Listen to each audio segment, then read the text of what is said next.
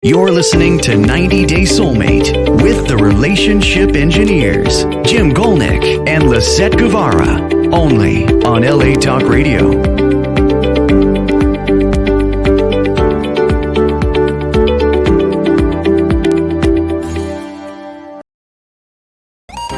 Welcome to 90 Day Soulmate with Lisett and Jim.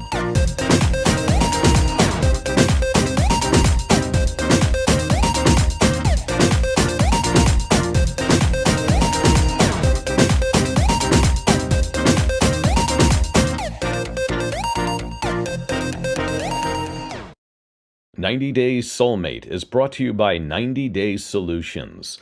Welcome to 90 Day Soulmate with Lisett and Jim. Tonight we're going to talk about, are you with your soulmate?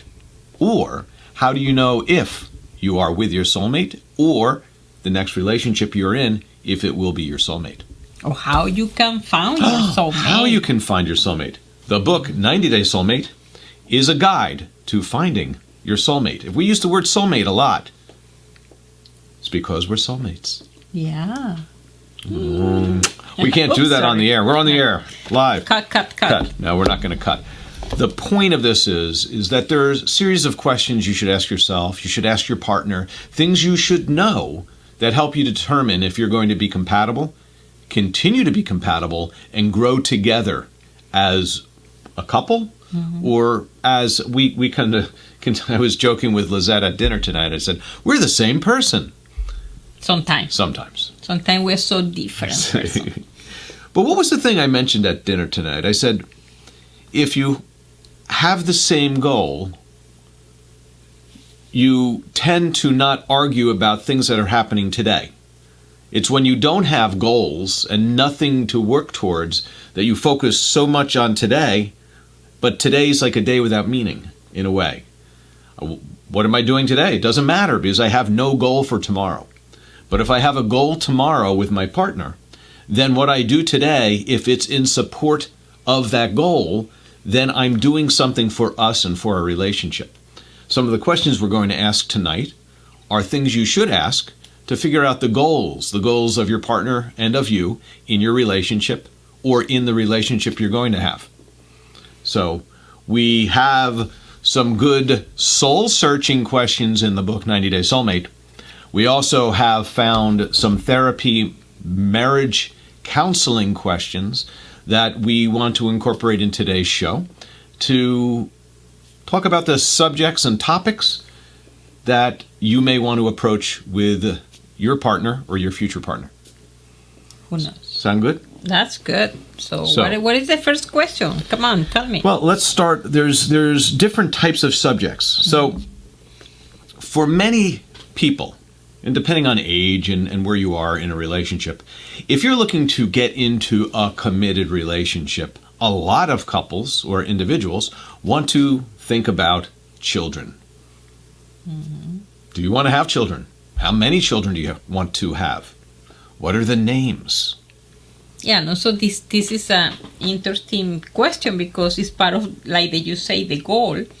Is I thinking in the future I want to have 2 or 3 kids, and I have some partner that say I don't want a kid. So this is a big issue. You cannot be blind to see next step with somebody that want to have kids. And something you don't want to do. I'll be right back. Lisett, it's really good to meet you. Thank you for going on this date with me. Hey, do you want to have kids? Yes, of course. Oh, no, you don't ask, you want to have kids on the first date? You might discuss, like, your family. How soon should it be when you start talking about kids in a relationship? Day one? No, but as you have a casual conversation, you can always say, I come from a big family. How about you? I come from a small family. In the future, someday, you know what? I'd like to have a family. Oh, I want to stay by myself, single for the rest of my life. Well, what are you here? Sorry, I must go back to the car now. We are the wrong meeting.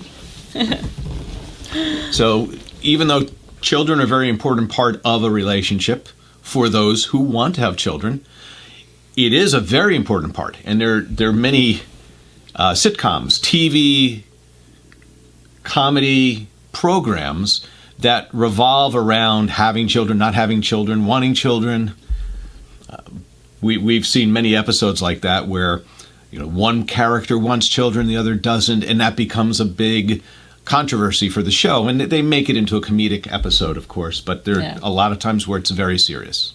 Yeah, no. So I see some shows when the woman say, okay, we don't want a kid, and I protect myself, but unfortunately I forget taking my pill and accidentally I'm pregnant. Yeah, so this is something that you need to watch out, because it's after she believed maybe when the baby born, he changed the mind. Oh, want to have the child then at that point. It is not true way to do that. And it's when you talk about that accidentally, there's a question that goes around Facebook, Instagram, whatever. If a man accidentally gets a woman pregnant, what should he do? And then you're like, what do you mean accidentally gets a woman pregnant? It was like they were walking together, both fell down the stairs, and then oops, she got pregnant. I did that. On purpose? No, accidentally. Accidentally. So another question would be so as you get into the discussion, say a few dates into the relationship, maybe it's getting a little bit more serious, and now you start having these serious questions okay, so we want to have children, but we both have good jobs. Mm-hmm. So are you going to stay home with the kids? No, I have to work. How about you? I think we build a big fence. Okay. Yeah. With the dog and the kid. Free range children. Just have them run around the yard, feed them a little bit when you come home. No, the point is that those are conversations that can get into even more complex subjects, which would be money. So let's talk about money a little bit. Jobs and money. Okay. So what is the analysis you have to have about money in the relationship? Is money power? Some people believe if I make more money, I have more power in the relationship. So, and I heard this the other day. Mm-hmm. Two people are in a relationship. They both work 40, 50 hours a week. They go to the office. They come back. They have similar hours, similar amount of effort through the week. But the woman makes $120,000 a year, and the man makes $65,000 a year.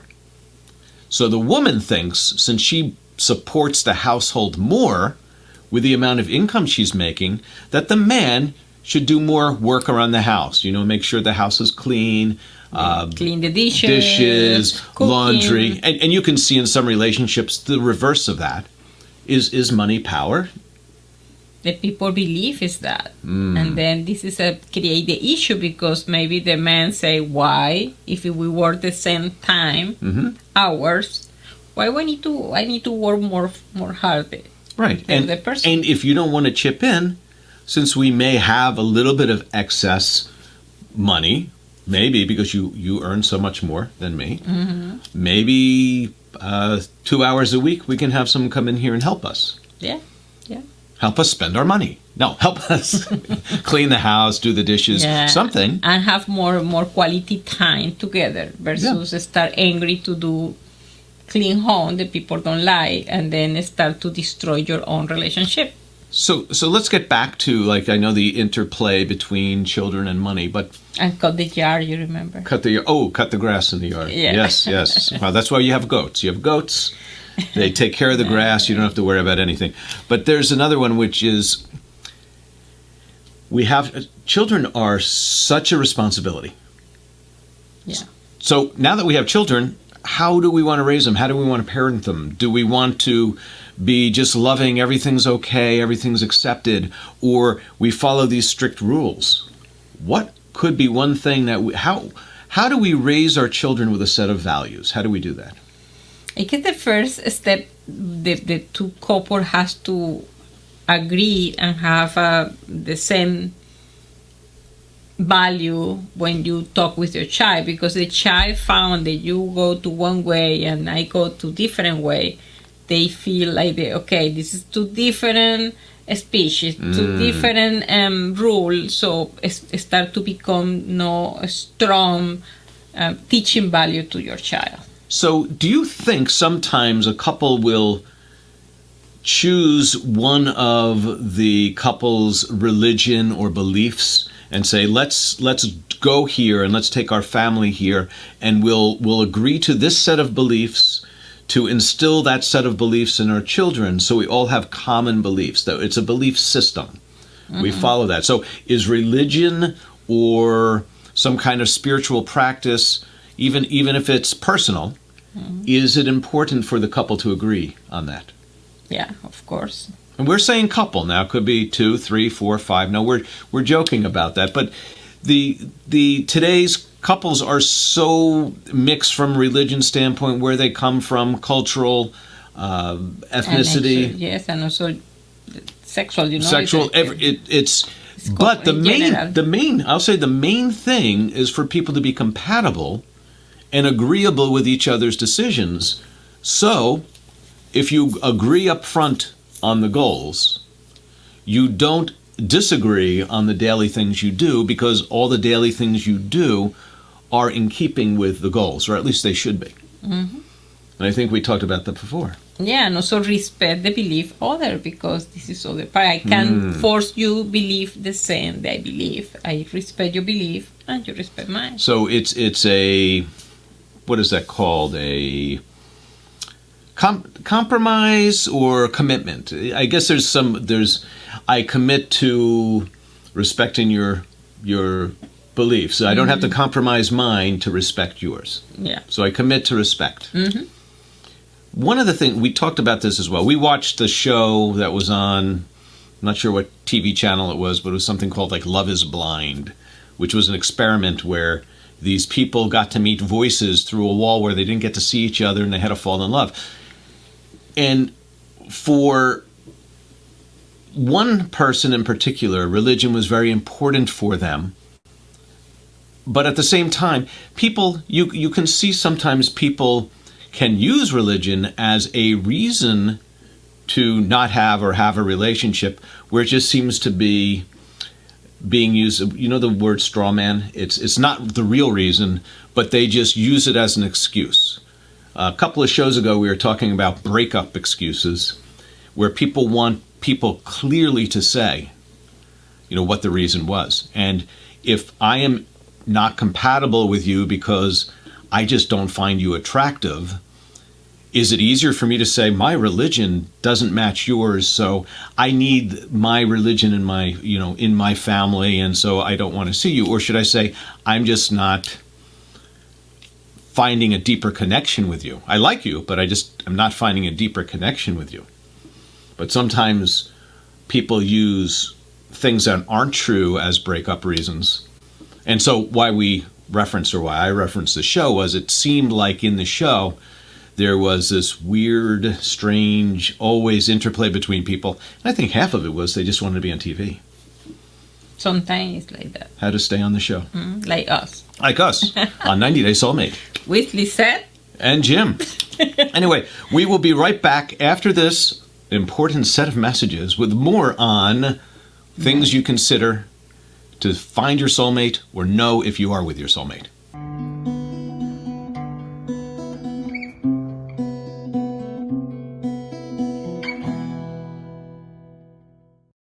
"90 Days Soulmate" is brought to you by 90 Days Solutions.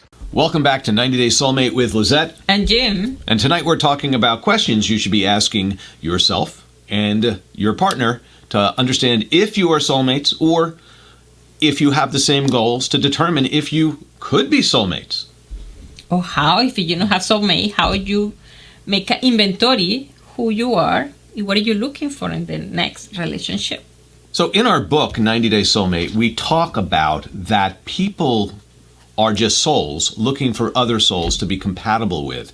And when they're compatible with and communicate well with that soul, that can be a soulmate. Is there necessarily one soulmate? Or could there be a couple of soulmates and it's a matter of compatibility? Yeah. I would find it very hard for there only to be one soulmate with 7 billion people on the planet. It's It'd so be difficult to find. And also now with social media, we can find more than one. Yeah, we can find at least, one. We can find one soulmate. I have all these people writing to me, "I'm your soulmate." I'm like, no, you're not. Here's my soulmate. Make a check. Make a checklist. Do your checklist, send it to me, and we'll see if we're compatible. So, what's another question you should be asking and discussing with your partner? And we'll talk about work-related questions. Yeah, so some couple believe what is important in my life, because sometimes people believe is I have relationship maybe impact my career. Right. I cannot be successful because I have to invest time in relationship. Okay. And this is made me not use the time for my own career. For me, the career is so important. So how much time, it's that work-life balance thing, right? How much work versus how much life. How much of your work can include your life? Like Lisett and I like to travel together. Sometimes when she's working somewhere, she'll say, hey, Jim, want to come with me? And other times I'll be going somewhere and say, hey, Lisett, want to come with me? And we'll add another week on here or there. And we do have the luxury sometimes of being lucky in that way. And by luck, we mean have put in a lot of hard work over the years to be able to do that today. Sometimes you are in one place and another. A lot of times Yes. that happens too. Yeah. But it's a choice, because at any point in time we could say, we're not going to do that anymore. We're not going to travel anymore. We're just going to both stay home all the time. And make a show every day. Every day. 365 shows of 90 Days 90 Days Soulmate. Soulmate with Lisett. And Jim. In any case, so let's talk about career. So one of it was we were talking about the work-life balance. How much work versus how much home life versus family, friends, all that. But another is career. What do you imagine for your career? What does your partner imagine for their career? Because for me, I I moved around the country many, many times in pursuit of, and I wouldn't even say a career, it was just the next job, the next offer. You know, as a salesperson, offered a technical sales position at another company at an increase of pay and a different wonderful city I've never been to. Okay, I'm taking it. And then you start having these what are career moves, because you're moving up, but you're moving to city to state in different areas, and that truly affects home life. It affects family. It affects how you can spend time uprooting your family, moving from one spot to another, and the positive or negative impact that travel has. Yeah, no, so I can say for my own, so in the past, before I met you, I have my company and I have to move or travel a lot, and sometimes I found some potential soulmate, and I say, no, he live in another state or he live in another country. Yep. We cannot have a good relationship because my business, my company is more important. So also when I met you, you moved to the other state. And I did. And for me, it was really hard to move and then say, okay, let me try this time. Your friends, Yeah, your friends told me to challenge you and move away and see if I could get you to come with me. No, they didn't say that. But her friends encouraged her to figure out what was important in her life. Yeah. And was it following her career path that had led her to staying single? Or to potentially follow some crazy guy who was moving from the state she just met him in to another state. Yeah, but something they learn is because in my mind before that, I believe that your career stop if you move and follow your soulmate or the person that you love. Yes. And then I say, why I can move the business with him. Why I think in the business is something separate. So my mind change and I start to do a different way my business. And also right now with all remote stuff and after COVID, the people working online, understand that you don't have to be in one location for be successful. So let me ask you a question. When you moved with me from Texas to Alabama, do you remember if I did or did not support you in your business when you moved to Alabama? You support me a lot, and I feel comfortable with that. So, for instance, Lisett consults, and she consults on her own. So she's not working for a company; she's working as an independent consultant through various companies, where she'll work with different companies and audit them for quality quality management systems, environmental Safety, information, safety, other things. In Alabama, she had the opportunity to make a presentation to the state of Alabama, Yeah. and I helped. Me. Yeah, to prepare do the that. presentation and be my partner to introduce me in this meeting. I remember that. Why do I bring that up? I bring that up because if you discuss your career and what you want and how you want to do it, your partner, if they support you, may actually be able to help you in that way. I not feel sometimes the people feel like, oh, I don't want to be competition or something like that. So when you are really confident with yourself, you support your partner without any kind of jealousy. Jealousy? Jealousy, yeah. Yeah, envy, or maybe being envious of their situation. Yeah. Let's talk about career, though, because career sometimes, for instance, let's say I graduate from college and I start a job, or I start a job right out of high school, and in a couple of years I have the opportunity to go from a frontline employee to mid-level manager. But that requires me to go from 40 hours a week to 50 to 55 hours a week. So my career, now I want to advance in my career, but suddenly my 40 hours away from home becomes 50 to 55 hours away from home. Mm-hmm. What happens then? How does that career move impact the relationship? And also how your partner agreed to waiting for you, maybe it's late in the day, every day, or sometime in the week. The weekend. Mm-hmm. And if you remember when we met, I was working 6 days a week. And so working 6 days a week, having one day off, was a big change from working 5 days a week. Yeah. And in recent years, where there's been a little bit of work at home, and weekends, and a little bit more travel, and a little extended weekends, there's a huge difference between a couple of days off versus 1 day off. Yeah. And it's a huge difference in how we get to relate to each other and with each other. Having an agreement up ahead of time, or at least a discussion of, if these opportunities come, these are the paths I would like to go down. Having a discussion on career and on the path. And also in the economy of the house, because how that could impact it. You yes. cannot be like you cannot work Saturday, but if you know enough money to pay the mortgage, to pay the food, so you have to thinking in the economy. That is absolutely right. And I want to continue on with some of the questions we have here. Let's see. Oh, that we were just talking about how many hours a week can we support each other. The other was, my career's advancing. I'm going to spend less hours a week at home. Mm-hmm. How are we going to take care of the children? Who's going to get them to violin practice? Mm-hmm. Who's going to pick them up from school? Yeah. Soccer. Yeah. Foosball. We just played some foosball. So that's the career side of things, and I think a lot of people, those are actually maybe a little bit easier questions than some.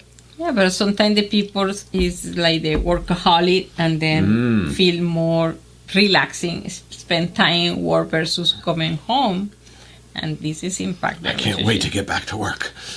Yeah. And if you find that you're in that situation where you can't wait to get back to work, then maybe you're in not that good of a relationship.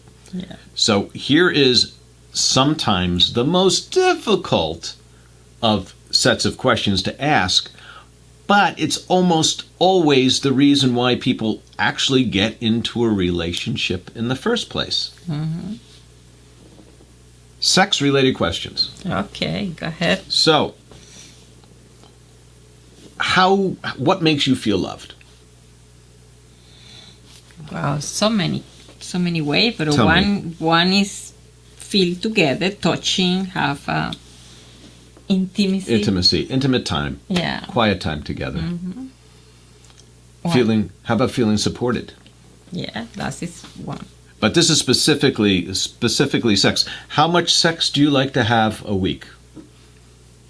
8 days. 8 days a week. You and the Beatles.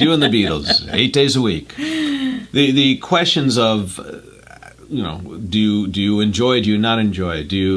Are there certain things you want to do in your life together in a sexual way Have you communicated with your partner? Do you feel embarrassed or do you not feel embarrassed? Because you can talk about anything, and whether or not the person wants to do or doesn't want to do what you're talking about, at least you can talk about it. But if you're embarrassed to say something because they make you feel bad, that's tough. Yeah. So have a transparency and relaxing. Talking sexual topic open is a bit different, yeah. And try not to be all upset at each other when you start having that conversation. Any of these conversations have to be started when you are not having an argument, but when you're having a open communication. And also some people using like the sarcastic comment to deliver one message. So I see some couple that it's difficult to talk, like you say, relaxing in the good moment to say, hey, you know what? I don't like that you talking in my ear when we have sex. I want no noise. And then don't say that and using like the common situation in the house and delivery sarcastic, no, because you're talking more than you have sex. And then this is make a lot of broken the feeling for both, because why you not deliver it in good way.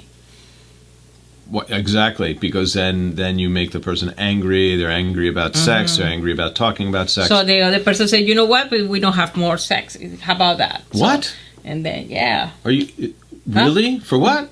Huh? For now. Oh, for now. Okay. For the moment. An interesting question that's in this marital therapy, counseling, marriage questionnaire is, are we going to be monogamous? What is that? Monogamous. Oh, okay. Yeah. Mahogany. You've heard of mahogany. It's a wood. The five wife? But you have already five wife.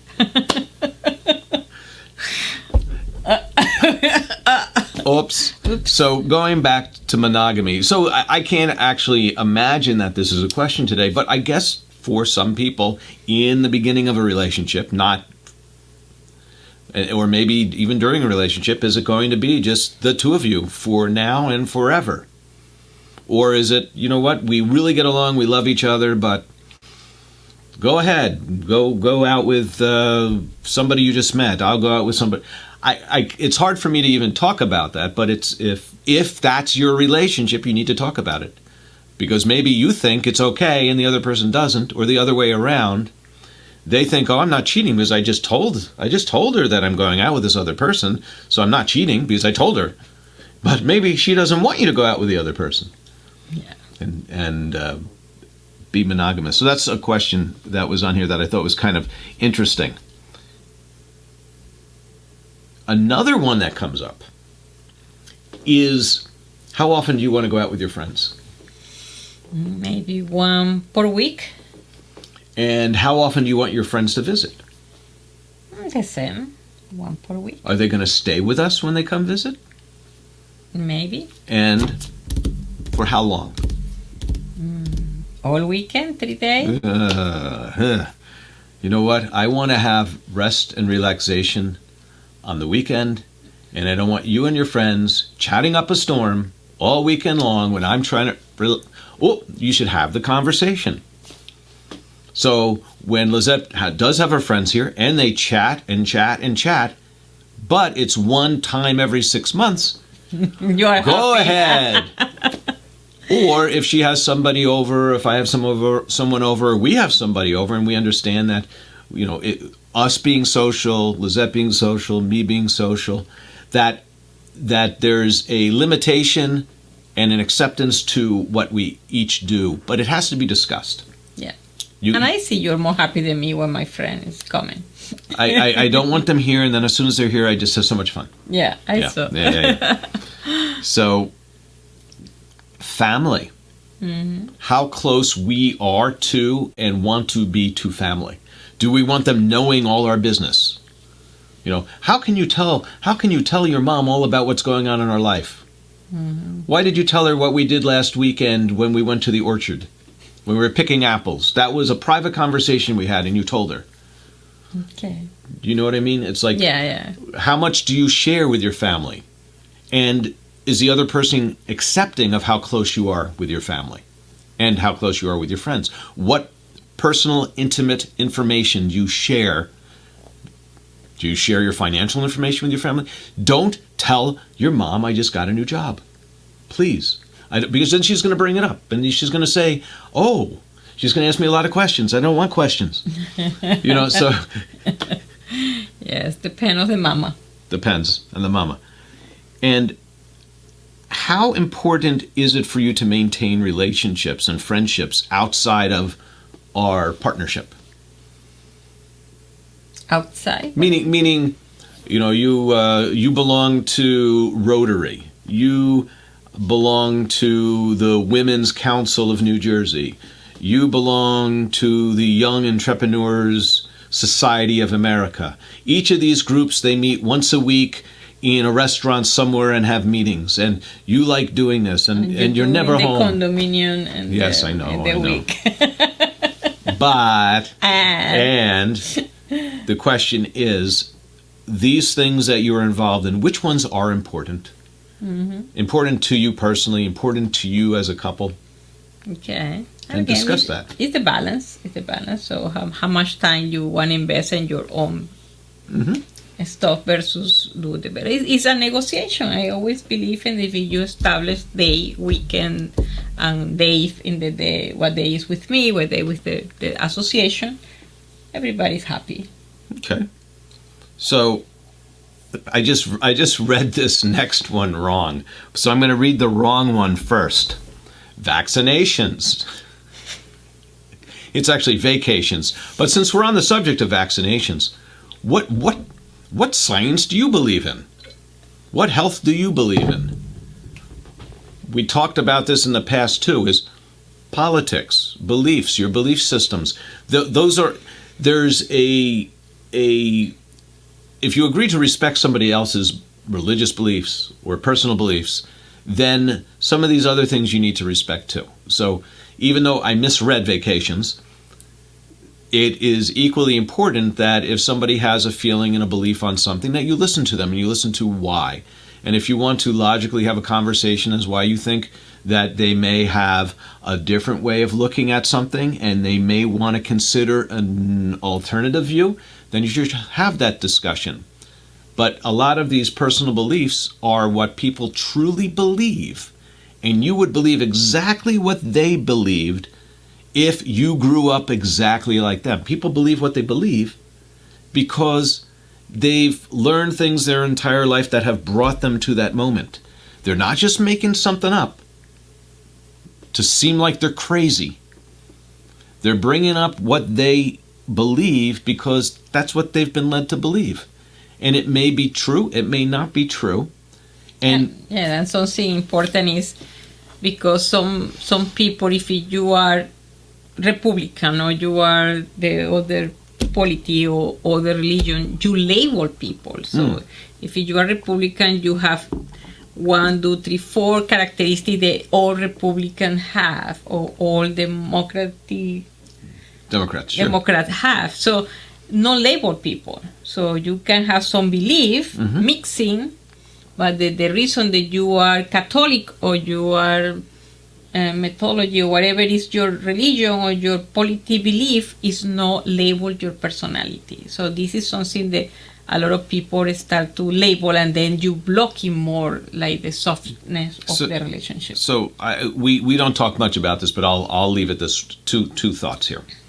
Is that many years ago I got to travel. I still do. I get to travel worldwide. And one time I had a conference in Finland and was sitting at a table with people from around the world. People from Russia, from Lithuania, from Mexico, from Finland, just all different, from France. And we're all talking and we're having some wine and some drinks and some Coca-Cola. And we just start talking as people. And everyone gets along with each other. Even though we have these vastly different cultures, political views, systems of government, we all actually enjoy being with each other. You compare that to what politics are doing to people, And the way they get people to vote is by being extreme on emotional subjects and separate people. And try to get people to go out and vote for them. Yeah. So they don't want to bring people together, no matter how much they say, I walk across the aisle and I bring people together and I form coalitions. They don't want to do that when they're running for office or when they're trying to get support, because those people who aren't moved emotionally by a subject don't vote. Why do we bring that up?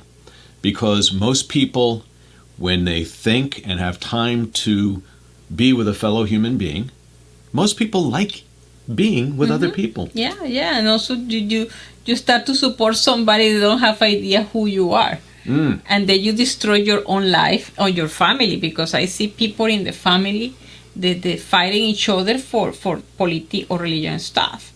So I say, how you support some extreme politics and you fight with your sister or your brother or your cousin because have a different belief? It's crazy. So you know what the first rule of Facebook is? No one talks about Facebook. I'm sorry, Fight Club.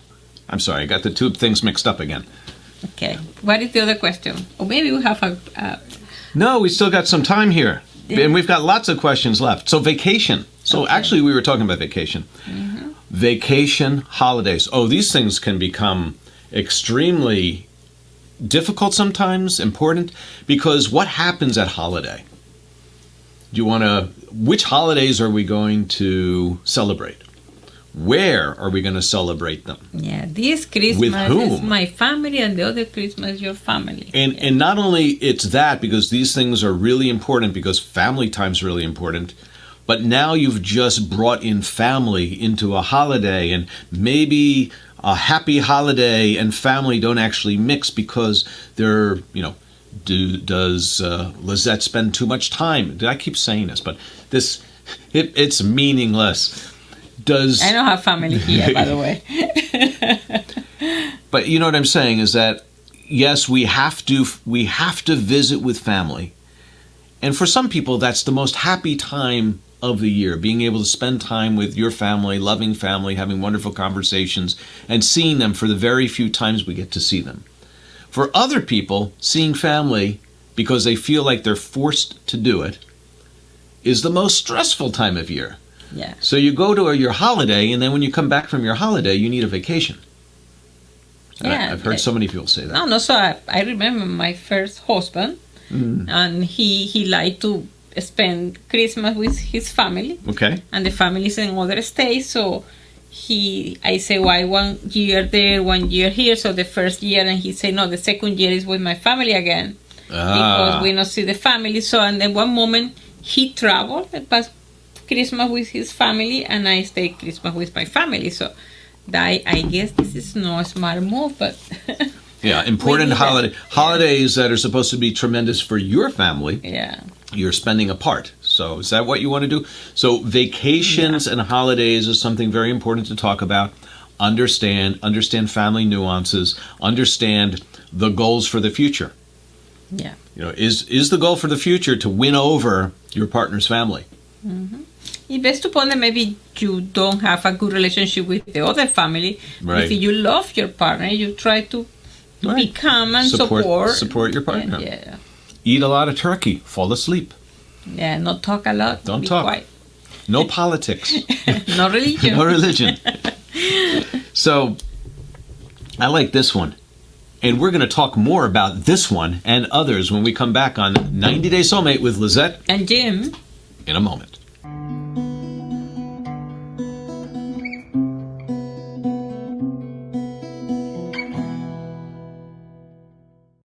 "90 Day Soulmate" is brought to you by 90 Day Solutions.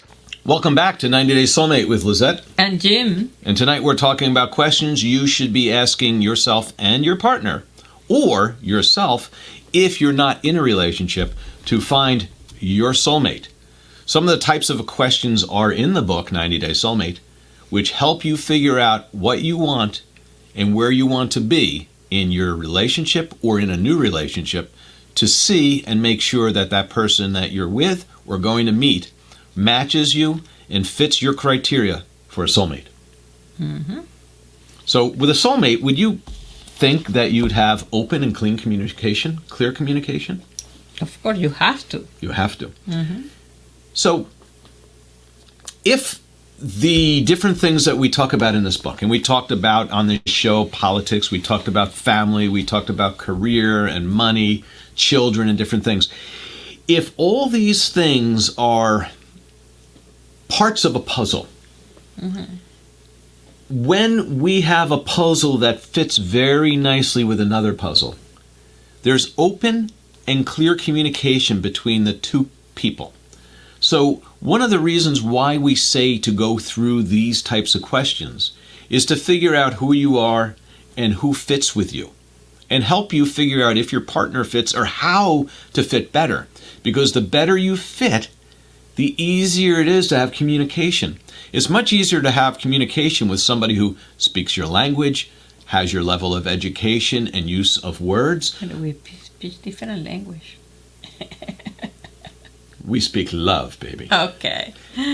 Somebody who thinks deeply like you, has deep feeling like you, who has similar goals as you, is that the tighter you are together in many of these areas, the more seamlessly conversations are, and easier it is to talk about those small little areas that maybe you have disagreement in or you just don't know about. So that's why it's so important to understand how you fit together. How about moving? Where do you want to live? Where do you want to go next?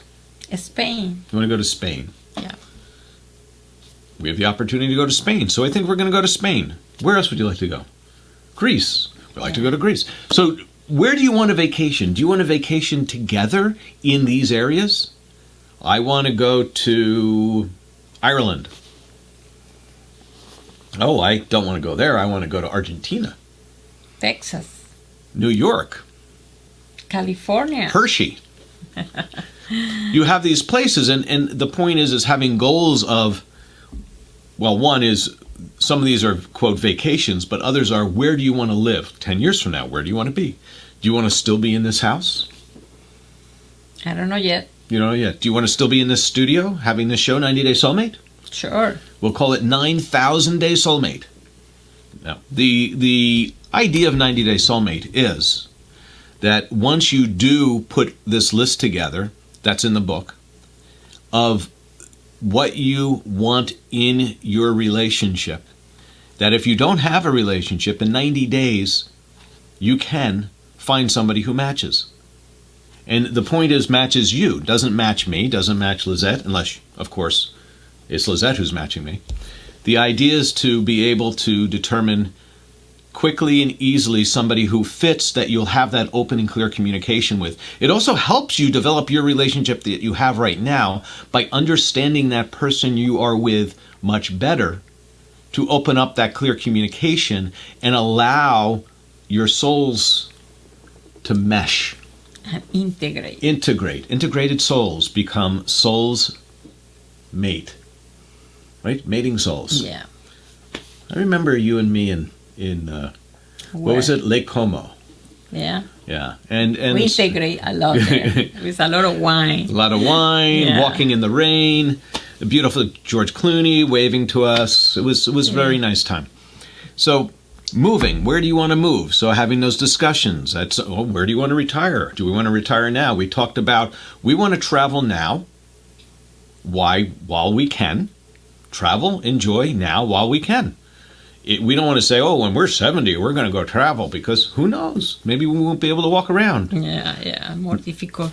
But with our flying motor cars, we'll be able to go anywhere. Exactly.